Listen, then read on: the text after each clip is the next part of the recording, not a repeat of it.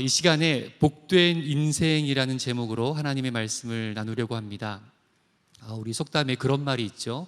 콩 심은 데 콩 나고 팥 심은 데 팥 난다.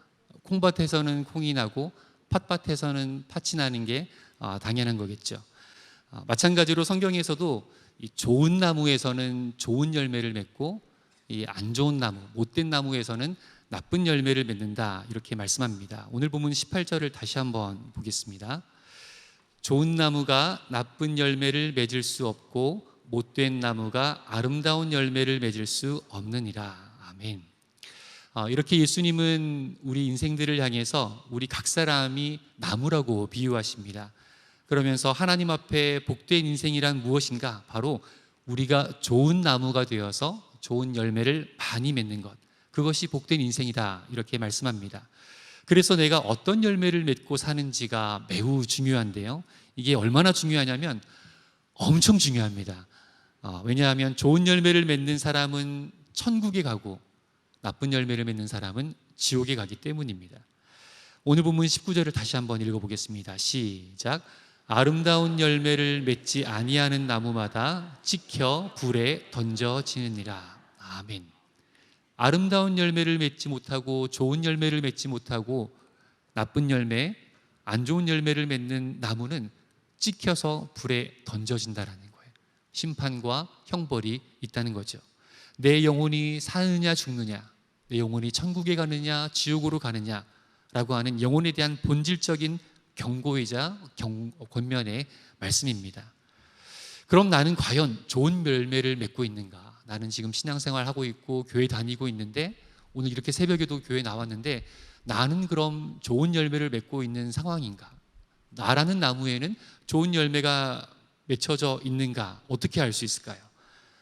예수님께서는 아버지의 뜻대로 행하는 것이 좋은 열매를 맺는 것이라고 말씀하십니다. 21절을 함께 읽어봅니다. 시작. 나더러 주여 주여 하는 자마다 다 천국에 들어갈 것이 아니요 다만 하늘에 계신 내 아버지의 뜻대로 행하는 자라야 들어가리라. 아멘. 성경의 말씀대로, 예수님의 가르침대로, 성령님께서 인도하시는 대로 순종하며 살 때, 그렇게 하나님 아버지의 뜻대로 행하는 나무는 도끼에 찍혀 불에 던져지지 않고 천국으로 인도되는 좋은 열매를 맺는 나무, 복된 인생이라고 말씀하십니다. 이게 바로 오늘 설교의 결론입니다. 하나님의 뜻에 순종하는 삶을 통해 좋은 열매 맺는 좋은 나무가 되자. 우리 친구들 다 이해했나요? 이해는 했겠지만 이 내용을 좀 우리 친구들이 기억에 좀 잘 담고 돌아갔으면 하는 마음에서 두 가지 이야기를 좀 더 드리고자 합니다. 성경을 보면 하나님께 복을 받은 사람 많이 나오죠. 하나님의 은혜를 입고 하나님 안에서 형통을 누리는 사람들 많이 나옵니다. 또 반면에 하나님 앞에 저주를 받거나 망한 사람도 또 역시 많이 등장합니다. 우리는 그들의 모습을 보면서 저렇게 살아야겠구나, 저렇게 천국을 소망해야겠구나, 저렇게 말씀과 더불어 살아야겠구나 다짐하고 결단하고 도전받기도 하는가 하면, 또 그 반대편에 선 사람들의 모습을 보면서 나랑 비슷한 모습은 없나? 나도 저런 면이 있는 것 같은데 내 신앙이 잘못된 것이 없나? 이렇게 또 점검을 하기도 합니다. 이 시간 우리 친구들이 잘하는 두 개의 이야기를 들려드릴 텐데요, 그 속에서 우리 친구들이 공통점을 한번 찾아보시기 바랍니다. 그리고 좋은 열매를 맺는다는 것이 무엇인지 이 시간에 깨닫는 시간이 되었으면 좋겠습니다. 첫 번째 이야기는 가인과 아벨 이야기입니다. 창세기에 보면 가인과 아벨이라는 형제가 등장합니다. 바로 아담과 하와의 아들들인데요, 이 가인과 아벨에 관해서 성경은 딱 한 가지 사건만 기록하고 있습니다. 그 사건이 형이 동생을 죽인 사건이에요. 이 사건 하나가 딱 기록되어 있는데요, 가인은 농사를 짓는 사람이었고 아벨은 양을 치는 목자였습니다. 제사 드릴 때가 되어서 가인은 자기가 일하는 그 삶의 터전에서 나오는 농산물을 가지고 하나님께 제사를 드렸고, 아벨은 자기가 키우던 양의 새끼 한 마리를 잡아서 그것을 제물로 삼아서 하나님께 제사를 드렸습니다. 그런데 문제는 하나님께서 이 아벨의 제사는, 양으로 드린 제사는 받으셨는데 가인의 제사, 농산물로 드린 이 제사는 안 받으셨다 이렇게 나옵니다. 그 상황에 이 가인은 하나님께서 나의 제사는 안 받으시고 내 동생 아벨의 제사는 받으셨구나 라는 그 상황에 몹시 화가 났던 것 같아요. 그래서 분을 참지 못하고 아벨을 한적한 곳으로 부릅니다. 아벨 잠깐 나 좀 보자. 그리고 뭐 인구도 많지 않았겠지만 아무도 안 보는 곳에서 동생 아우를 쳐서 죽입니다. 살인을 한 거죠. 이 사건으로 가인은 하나님께 저주를 받습니다. 그렇지 않겠습니까? 얼마나 큰 죄입니까? 그런데 반면 아벨은 비록 그의 인간적인 생은 너무도 빨리 마감했지만 하나님 앞에서는 의인이라고 복된 인생이었다고 그렇게 인정받았습니다. 히브리서 11장 4절을 제가 읽어보겠습니다. 믿음으로 아벨은 가인보다 더 나은 제사를 하나님께 드림으로 의로운 자라 하시는 증거를 얻었으니, 아벨은 하나님 앞에 의롭다, 좋은 나무다, 좋은 열매 맺는 인생이다, 복된 인생이다 이렇게 평가했어요. 인간적으로 보면 너무 안타까운 죽음 아닙니까? 너무 젊은 나이에, 어린 나이에, 어쩌면 또 그것도 비극적인 죽음으로 생을 마감했지만, 그런데 하나님께서는 아벨을 향해서 의로운 자라 하는 평가를 내리셨어요. 아벨은 의인으로 인정받았고 가인은 화를 참지 못했던 그 한 번의 실수로 그의 인생을 망쳐버렸습니다. 그런데 과연 가인은 그 한 번의 실수로 인해서 하나님께 저주를 받았을까요? 그 한 번의 잘못된 선택이 가인의 인생의 평가를 그렇게 나쁜 길로 내몰게 됐을까요? 그렇지 않습니다. 성경 역사 속의 인물들의 어떤 한 단면, 한 사건, 한 장면만을 보여주지만 그 모습을 통해서 그 사람이 하나님 앞에서 어떤 사람인지를 상징적으로 의미를 담아내고 있습니다. 그러니까 성경은 가인과 아벨의 이 한 사건만 보여주지만 이것을 통해서 아벨에 대해서 또 가인에 대해서 성경이 무엇라 말씀하시나, 하나님이 어떻게 평가하시나 그것을 볼 수 있다는 것이죠. 가인은 한 번의 실수를 한 것이 아니라 평소 그의 마음 가운데 악한 마음이 가득했던 사람입니다. 요한일서 3장 12절에 이렇게 기록됩니다. 가인같이 하지 말라. 그는 악한 자에게 속하여. 가인은 이미 소속이 악한 자라는 거예요. 악한 자에게 속하여 그 아우를 죽였으니 어떤 이유로 죽였느냐? 자기의 행위는 악하고 그 아우의 행위는 의로움이라.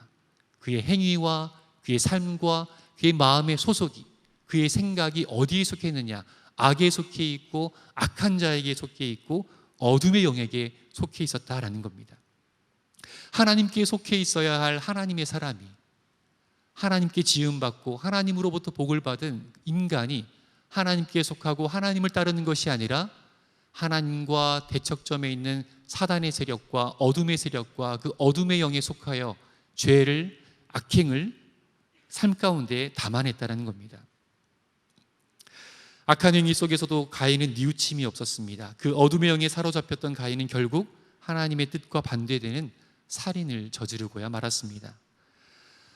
나쁜 열매는 어느 순간 갑자기 맺어지지 않습니다. 신앙생활 잘하고 예배 잘 드리고 거룩하게 살다가 갑자기 악한 사람이 되는 것이 아니에요. 우리 인생의 나무가 죄로, 세상으로, 육신의 정욕으로, 마귀의 생각에, 귀신이 주는 생각에, 그 미혹에 뿌리를 자꾸 내리고 그 뿌리를 더 깊이 내려갈 때, 그때 자연스럽게 열매가 맺어지는 거죠. 농사를 지어보신 분, 짓지 않아도 다 알지 않습니까? 나무를 심으면 다음날 열매를 얻나요? 그렇지 않습니다. 뿌리를 내리고 튼튼해지고 잎이 자라나고 그리고 열매가 맺어질 때까지 시간이 걸리는 거예요. 우리 인생을 예수님께서는 이렇게 나무에 비유하셨어요. 우리가 어디에 뿌리를 내리고 어디를 향해 진액을 찾아, 물을 찾아 팔을 내밀고 뿌리를 내리느냐, 그에 따라서 어느 순간 맺어진 열매를 보니까 나의 뿌리가 잘못 내려져 있었구나. 나의 뿌리가 하나님이 아니라, 말씀이 아니라, 성령의 인도하심이 아니라 세상으로, 죄로, 나의 육신의 정욕과 미혹된 곳에 잘못 드리웠구나. 그때 깨닫는 거죠. 가인같이 하지 말라. 가인은 한 번의 실수로 넘어진 사람이 아니라 그의 삶 가운데, 평소의 삶의 행실 가운데 악을, 세상을, 육신의 정욕을 택했던 사람입니다. 두 번째 이야기입니다. 두 번째 이야기는 노아와 세 아들입니다. 창세기에 보면 또 노아라는 인물이 나오죠. 하나님께서 이 죄악된 인생을 이 땅을 물로 심판하려고 하실 때 노아라는 한 사람을 택하여서 그 사람에게 큰 배, 방주를 지으라 합니다. 그리고 방주를 지은 다음 그 안에 호흡하는 동물들과 노아의 8식구를 태워서 그 대홍수 가운데에서도 그 방주에 탄 생명체들은 살아남도록 그렇게 은혜 베푸시고 구원하셨습니다. 이 홍수 심판이 끝난 다음에 노아의 가족과 동물들은 방주에서 나와서 다시 아담이 그랬던 것처럼 다시 생육하고 또 다시 번성하기 시작했습니다. 그러던 중 창세기 9장에서는 또 한 사건을, 한 이야기를 소개하는데요. 노아가 이제 농사를 짓고 또 포도도 심고 포도 열매를 거두고 그렇게 수확이 잘 되어서 포도주를 만들었습니다. 그렇게 포도주를 만들고 포도주를 흠뻑 마셔서 포도주에 취해서 하루는 자기 장막에 벌거벗은 채로 누워있는 장면을 소개하는데요. 창세기 9장 20절을 제가 읽어보겠습니다. 노아가 농사를 시작하여 포도나무를 심었더니 포도주를 마시고 취하여 그 장막 안에서 벌거벗은지라. 우리 성도님들은 이렇게 취할 일이 없으셔서 잘 모르실 것 같아서 설명을 드리면, 이렇게 술을 많이 먹으면 이렇게 생각도 흐려지고 이게 엉뚱한 말도 하고 이렇게 자빠지기도 하고 뭐 싸우기도 하고 또 심지어는 노아처럼 이렇게 민망한 행동을 해도 전혀 인식하지 못하고 이런 행동들을 한다고 해요. 우리 피차가 이제 모르니까 제가 공부를 좀 해왔습니다. 술을 과하게 마시면, 술에 취하게 되면 이런 현상들이 나타난다고 합니다. 그래서 노아도 술에 취해서 장막 안에서 벌거벗은 채로 이제 있었습니다. 근데 이 장면을 노아의 세 아들 중에 한 명인 함이라는 아들이 보게 됩니다. 그리고 그 본 것을 나머지 두 형제에게 가서 얘기를 합니다. 자기가 본 것을 얘기를 해요. 22절을 제가 읽겠습니다. 가나안의 아버지 함이 그의 아버지의 하체를 보고 밖으로 나가서 그의 두 형제에게 알림해. 함이 전한 내용을 들은 그의 형제들 셈과 야벳이 있었는데요. 이 두 사람은 그 얘기를 듣고서 아버지가 지금 그런 상황이 있구나를 듣고서 겉옷 하나를 어깨에 들쳐매고 아버지를 벗은 몸을 보지 않으려고 뒷걸음질 치면서 이렇게 들어가서 보지 않고 이렇게 덮어드리고 또 이렇게 나왔어요. 연기가 괜찮았습니까? 셈과 야벳이 그렇게 겉옷을 가지고 아버지의 하체를 덮어드리고 몸을 덮어드리고 그렇게 나왔습니다. 그렇게 상황이 지나갔는데, 그런데 노아가 이제 술이 깨고 잠에서 깨고 나서 그 있었던 상황을 알고 인식하고 나서 어떤 상황이 벌어지냐면, 옷을 덮어주었던 셈과 야벳에 대해서는 축복을 하게 되고요. 그리고 자기 벗은 몸을 보고 형제들에게 알렸던 함에 대해서는 저주의 말을 퍼붓습니다. 본문 보겠습니다. 본문이 아니라 오늘 창세기 9장 24절 제가 읽어보겠습니다. 노아가 술이 깨어 그의 작은 아들이 함입니다. 자기에게 행한 일을 알고 이에 이르되 가나안, 이 가나안은 함의 아들입니다. 노아의 손자이고요. 이 가나안은 저주를 받아 그의 형제의 종들의 종이 되기를 원하노라 하고 또 이르되 셈의 하나님 여호와를 찬송하리로다. 가나안은 셈의 종이 되고 하나님이 야벳을 창대하게 하사 셈의 장막에 거하게 하시고 가나안은 그의 종이 되게 하시기를 원하노라 하였더라. 이렇게 이야기를, 길지 않은 짧은 이야기지만 쓱 읽어보면 좀 당황스럽지 않습니까? 아니, 술 먹고 취해서 이렇게 상황을 일으킨 것은 노아인데 아들이 그 보고 얘기하고 또 다른 아들이 덮어줬으면 됐지, 그걸 또 봤다고 막 저주하고 막 종이 된다 얘기하고 있지도 않았던 손자까지 들먹여가면서 손자까지 막 저주하고, 아니 이게 할아버지가, 이게 아버지가 할 말인가요? 아무리 잘못을, 더 심한 잘못을 했다 그래도 그게 막 인생을 저주하고 후손까지 저주하는 이런 상황까지 이럴 수 있나 싶은 내용이기도 합니다. 그런데 이것은 노아가 술김에, 숙취 때문에 그냥 화풀이 차원에서 기분 때문에 그냥 저주를 퍼부은 실수가 아닌 거예요. 이미 성경은 노아에 대해서 아주 평가를 높게 하고 있습니다. 당대의 의인이고요, 완전한 자였고 심지어 하나님과 동행한 인물이었다고 합니다. 그러니까 그 대홍수 심판에서도 유일하게 노아를 택하셔서 은혜를 베푸시고 노아를 통해서 새로 시작하셨던 것처럼 하나님 앞에 노아는 정말 인정받는 사람이었어요. 그 인생의 연륜과 신앙의 경험과 하나님과 동행해 오면서 인간적인 지혜와 또 영적인 그런 해안이 굉장히 탁월하고 뛰어났던 사람입니다. 제사도 드리고 선지자적 기능도 역할도 했던 훌륭한 그런 믿음의 선배인 것이죠. 함이 아버지의 나체를 보고 형제들에게 알렸다라는 이 말이 있는데요, 그냥 보고 아버지가 이렇게 벗었더라 이렇게 그냥 정보 전달 차원에서 이 알렸다가 아니라, 이 알렸다라는 말은 그것을 뭐랄까요, 떠벌리고 다니듯이 흉을 보듯이 말했다는 그런 표현입니다. 그래서 아버지의 수치를 드러내고 그 명예를 실추시키는 이 그냥 알림의 이 말은 그냥 정보 전달이 아니라 아버지의 명예를 떨어뜨리고 하나님의 사람의 명예를 훼손하고 그 실수를, 그 연약함을, 그 덮어주어야 할 허물들을 오히려 더 드러내버리고 수치를 드러내버린 그런 나쁜 행동이었던 거죠.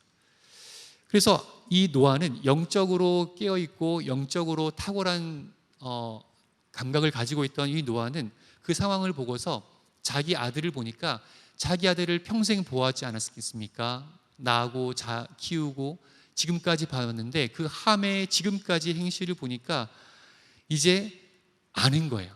얘가 왜 그런 행동을 했는지, 얘는 원래 그런 아이라는 걸 이 아버지인 노아는 아는 거예요.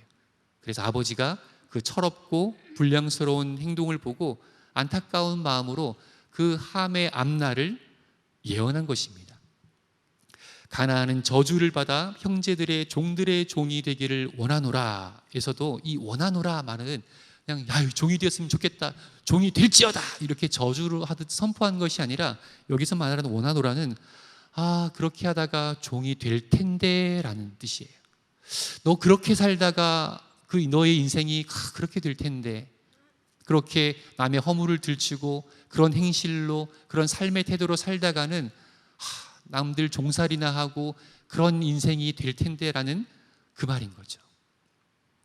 그리고 노아가 가나안을 향해 저주하는 내용을 종이 성경책을 가지신 분들 이 창세기 9장을 보시면 그 저주에 대한 글이 안쪽으로 살짝 들어가 있습니다. 그냥 한 말이 아니라 이건 노래라는 거죠. 그러니까 자녀의 그런 안타까움, 또 축복할 자녀들을 보며 이걸 노래로 남긴 거예요.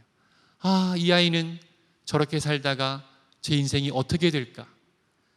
저 아이는 저렇게 살다가 복받기 힘들 텐데, 저렇게 남의 허물을 들추고 다른 사람의 수치를 드러내고 저런 태도로 인생 살다가는 성공하기 힘들 텐데, 저러다가 종살이를 면치 못할 텐데, 저 함의 모습을 닮은 저 아들 가나안도 다 똑같은 거 보니까 저 가나안도 저렇게 살다가 종이 될 텐데 하는 이 아버지의 예언자의 슬픔과 탄식의 노래입니다.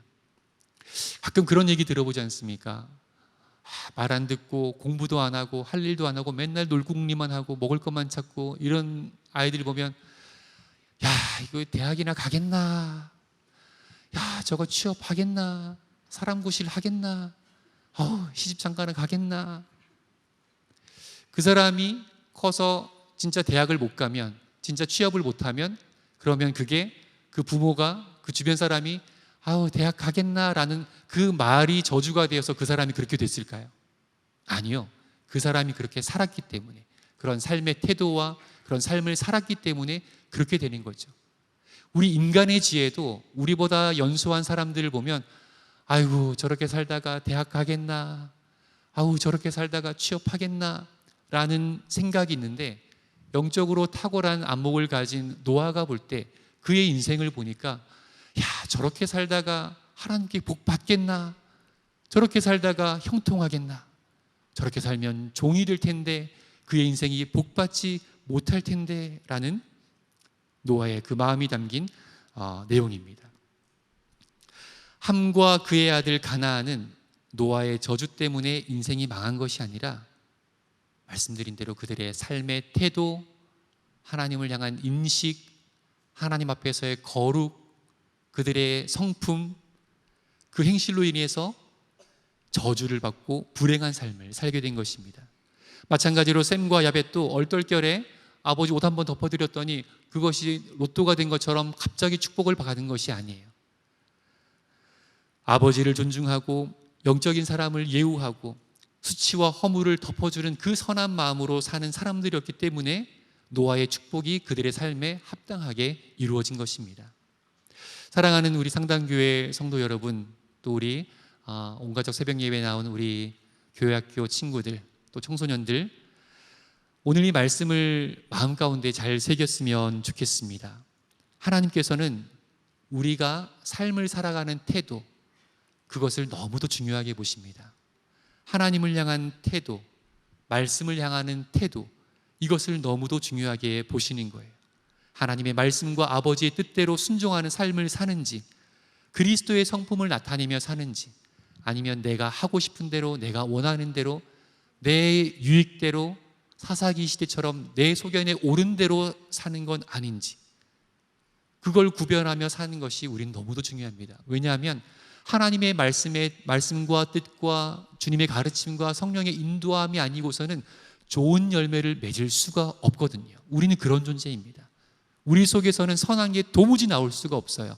우리 뿌리가 그리스도의 말씀을 향하여 있지 않고서는 우리에게서 맺어지는 열매는 그 어떤 것도 선한 것이 없어요. 인간적으로 볼 때는 혹여 괜찮을 수도 있을지 모르나 하나님 앞에 의롭다, 선하다, 온전하다, 내가 기뻐 받는다 할 만한 것들은 우리 속에서는 우리의 노력으로는 나올 수 있는 게 전혀 없습니다. 우리 모습 속에 하나님이 기뻐하지 않는 그런 모습이 있다면, 그런 신앙의 선배들, 성경의 인물들의 모습과 내가 닮은 점이 있다면 남의 허물을 들춰내거나 악에 속해 있거나 악을 즐거워하거나 하나님의 말씀을 중하게 여기지 않거나 내 마음대로 살려고 하거나 말씀을 묵상하고 상고하지 않거나 그런 모습들이 있다면 우리가 돌이키고 회개해야 할 것입니다. 그리고 다시 한번 주님의 도우심을 구하며 우리가 좋은 나무로 살아가기를 소망해야 합니다. 우리 삶의 뿌리를 말씀의 자리로, 기도의 자리로, 예배의 자리로, 또 성령님께로 향할 때 그때 우리 삶을 향한 하나님의 놀라운 축복과 은혜가 임하게 될 줄로 믿습니다. 우리 모두 예수님께 붙어있는 좋은 나무가 되어서 날마다 좋은 열매로 하나님을 기쁘시게 드리는 복된 인생 되시기를 주님의 이름으로 축복합니다. 하나님 아버지, 온 가족 새벽 예배를 주님 앞에 나와 예배드리는 우리 모든 가정들, 우리 특별히 어린 자녀들, 그들의 평생을 주님 함께 하시고 복내려 주시옵소서. 좋은 나무가 되어지기를 원하고 또 좋은 열매를 맺기를 원합니다. 믿음의 사람 되게 하시고 어려서부터 좋은 성품과 좋은 태도와 좋은 습관과 좋은 믿음의 사람으로 잘 자랄 수 있도록 주님 함께하여 주시옵소서. 하나님께 선물로 주셨던 2023년도 상반기를 매듭을 지었습니다. 열심히 살았던 사람들도 있고 좀 아쉬웠던 그런 시간들도 있었다면 하나님 남은 후반전, 참으로 2023년도 하반기 열심히 달려나갈 수 있게 도와주시고 그 첫날을 예배로 이렇게 시작해 하심을 감사를 드립니다. 하나님 말씀의 사람 되게 하시고 평생의 예배자로 주님 앞에 헌신하는 우리 모든 가족들 되게 하시고 우리 어린 자녀들 다 되게 도와주시옵소서. 하나님, 뜨거운 여름입니다. 건강 상하지 않게 도와주시고 특별히 여름 수련을 통해서 또 캠프를 통해서 성경학교를 통해서 은혜 많이 받는 그런 귀한 시간들로 살아갈 수 있도록 주님 함께하여 주시옵소서. 우리 어린 자녀들 미래에 대한 고민이 있습니다. 무엇을 앞으로 하면서 살아가야 될지 고민하고 또 기도할 때마다 주님께서 음성을 들려주시고 가장 선한 길로 하나님께서 완전한 길로 이끌어 주시고 축복하여 주시옵소서. 우리 모든 가족들이 예배하는 가정 되게 하시고 말씀이 그 가정의 중심이 되어서 주의 말씀은 내 발의 등이요 내 길의 빛이라고 말씀하시고 축복해 주셨사오니 일평생 선한 목자 되시는 주님만을 바라보며 주께 영광 올려드리는 평생의 삶이 되도록 주님 함께 하시고 역사하여 주시옵소서. 이제는 우리 주 예수 그리스도의 크신 은혜와 하나님 아버지의 극진하신 사랑하심과 성령님의 교통하심의 역사가 좋은 나무가 되고 좋은 열매를 일평생 맺으며 하나님 앞에 영광 올려드리기를 간절히 소망하는 예배드린 주의 백성들, 그들의 가정과 일터와 건강과 미래 위에, 이 나라 민족 흩어진 모든 열방 위에 이제로부터 영원토록 함께 하시기를 간절히 축원하옵나이다. 아멘.